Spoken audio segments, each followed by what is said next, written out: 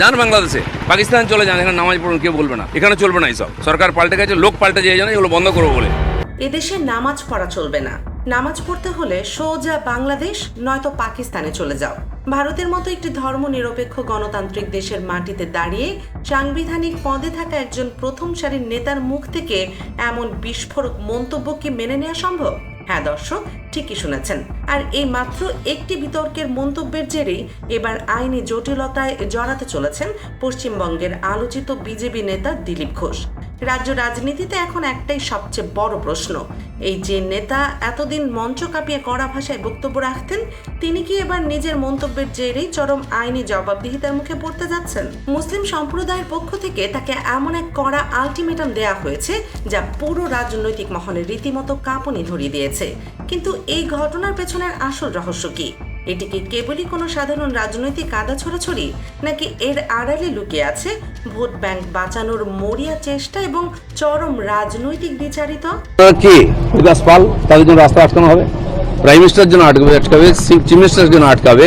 হঠাৎ কেন দেশের নাগরিকদের দেশ ছাড়ার কথা বলা হলো? কলকাতার প্রাণকেন্দ্র রেড রোডকে ঘিরে কেন এত বড় নাটক সাজানো হলো? আর কেনই বা আন্তর্জাতিক মানবাধিকার সংস্থাগুলো বারবার আঙুল তুলছে?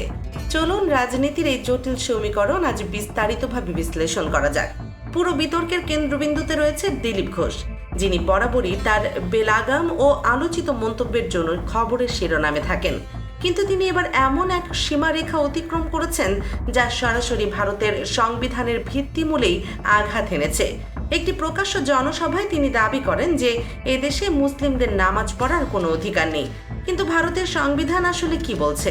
সংবিধানের 25 নম্বর অনুচ্ছেদে একদম স্পষ্ট করে উল্লেখ রয়েছে যে এই দেশের প্রতিটি নাগরিকের নিজের ধর্ম স্বাধীনভাবে পালন ও প্রচার করার পূর্ণ অধিকার রয়েছে। এটি কোনো রাজনৈতিক নেতার দয়া বা দান নয়, এটি নাগরিকদের মৌলিক অধিকার। তাহলে সংবিধান ছুঁয়ে শপথ নেওয়া একজন নেতা কিভাবে সেই অধিকারকে প্রকাশ্যে অস্বীকার করতে পারেন? তারই মন্তব্যের পরপরই রাজ্য জুড়ে তীব্র সমালোচনার ঝড় ওঠে। লাখ লাখ সাধারণ মানুষ এই মন্তব্যের প্রতিবাদে সোচ্চার হন। আর এই প্রতিবাদ কেবল মুসলিম সম্প্রদায়ের মধ্যেই সীমাবদ্ধ থাকেনি। হিন্দু, শিখ, খ্রিস্টান সহ সব ধর্মের সচেতন নাগরিকরা একজোট হয়ে এই বিভাজনের মন্তব্যের বিরুদ্ধে গর্জে ওঠেন। যান বাংলাদেশে, পাকিস্তান চলে যান, এখানে নামাজ পড়ুন, কেউ বলবে না, এখানে চলবে না এইসব।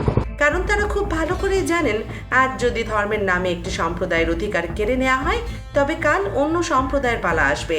এই ক্ষোভের আগুনে ঘি ঢালার কাজটি করেছে খোদ প্রশাসনের এক চরম দ্বিচারিতা। কলকাতার বুকে রেড রোড হলো একটি অত্যন্ত গুরুত্বপূর্ণ ও সুবিশাল রাস্তা।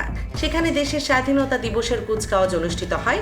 এই রাস্তাতেই গত বহু বছর ধরে লাখ লাখ মুসলিম একসাথে মিলে ঈদের নামাজ আদায় করে আসছেন।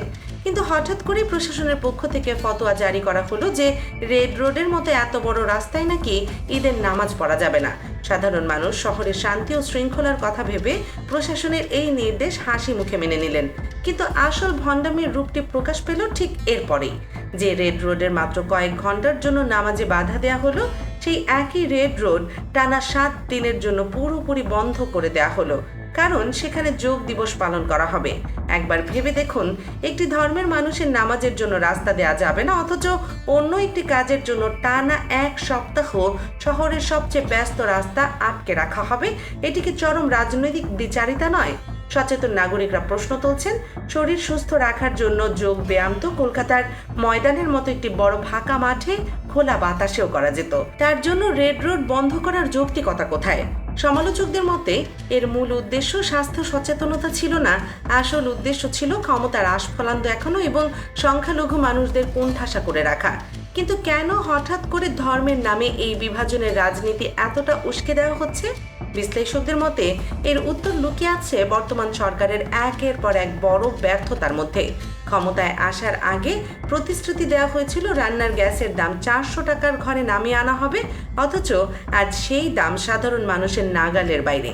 জ্বালানি তেলের দাম কমিয়ে স্বস্তি দেওয়ার কথা বলা হলেও আজ পেট্রোল ডিজেলের দাম আকাশচুম্বী। কারণ শুধু তাই নয়, সরকারি সুবিধার নামে গরিব মানুষের সাথে রীতিমতো প্রহসন চলছে।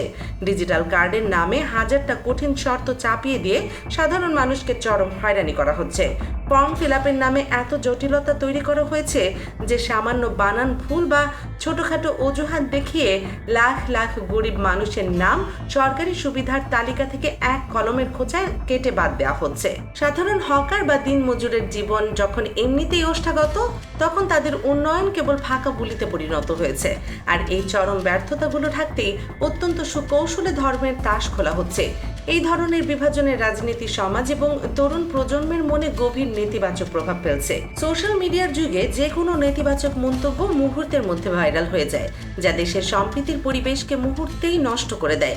একটি উন্নয়নশীল দেশে যেখানে কর্মসংস্থান, শিক্ষা ও স্বাস্থ্য খাতের আধুনিকায়ন সবচেয়ে বেশি প্রয়োজন, সেখানে রাজনৈতিক নেতারা শুধুমাত্র নিজেদের আখের গোছাতে সাধারণ মানুষকে ধর্মের ভিত্তিতে ভাগ করছেন। অর্থনীতিকে শক্তিশালী করার বদলে যখন সাধারণ মানুষের দৈনন্দিন জীবনযাত্রার ব্যয় নিয়ে রাজনীতি করা হয়, তখন দেশের মূল কাঠামোটাই দুর্বল হয়ে পড়ে। শুধু দেশের ভেতরেই নয়, আন্তর্জাতিক আঙিনাতেও এই নীতির কারণে ব্যাপক সমালোচনার মুখে পড়তে হচ্ছে।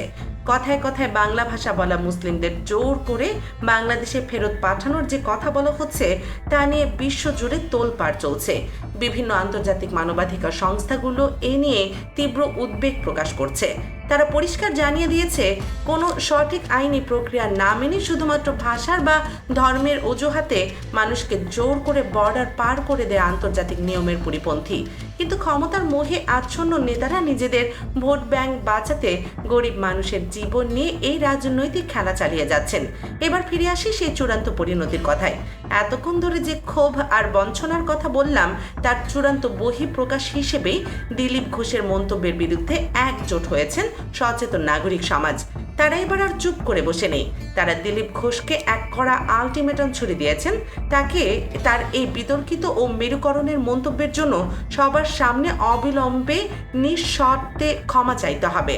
আর যদি তিনি ক্ষমতার অহংকারে ক্ষমা চাইতে অস্বীকার করেন, তবে তার বিরুদ্ধে সোজা থানায় গিয়ে আইনি ব্যবস্থা গ্রহণ করা হবে। ক্ষমতার চেয়ারে বসে অনেকে আইনের হাত কত লম্বা তা ভুলে যান।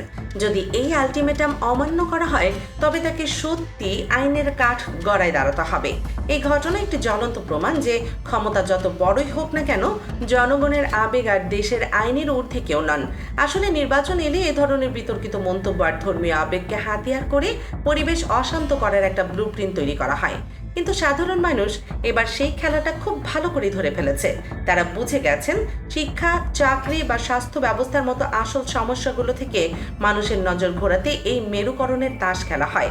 এই আলটিমেটাম শুধু দিলীপ ঘোষের বিরুদ্ধে নয়, এই সমাজের বিভেদ সৃষ্টিকারী পুরো ব্যবস্থার প্রতি এক কঠোর বার্তা। দর্শক, আজকের এই এক্সক্লুসিভ বিশ্লেষণটি আপনাদের কেমন লাগলো? এই পুরো ঘটনাটি নিয়ে আপনাদের ব্যক্তিগত মতামত কি, তা অবশ্যই নিচে কমেন্ট করে আমাদের জানাবেন। ভিডিওটি ভালো লাগলে একটি লাইক দিন এবং রাজনীতি ও সাম্প্রতিক ঘটনাবলীর এমন সব নিখুঁত ও সাহসী বিশ্লেষণ পেতে দেশ নিউজ 24 চ্যানেলটি এখনই সাবস্ক্রাইব করে বেল আইকনটি বাজিয়ে রাখুন। সত্যের পক্ষে থাকুন, আমাদের সাথেই থাকুন। আল্লাহ হাফেজ।